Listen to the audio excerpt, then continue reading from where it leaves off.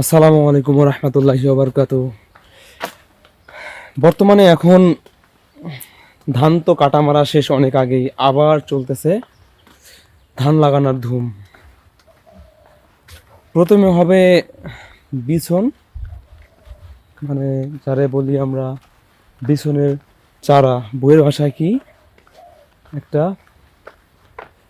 ক্ষেতের মধ্যে একটা বিছনের কি কয় এটা,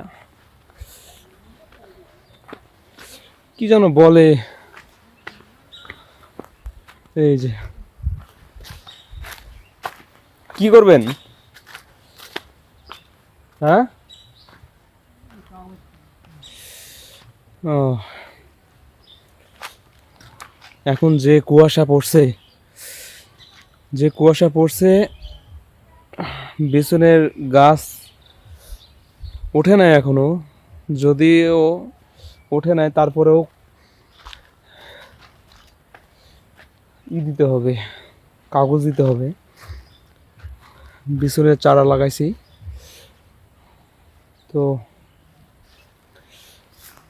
কাগজ না দিলে যে কুয়াশা, যে ঠান্ডা, দেখা যাচ্ছে বিছনের গাছগুলা আর উঠবেই না আর কি, চারা আর উঠবেই না, এরকম হবে।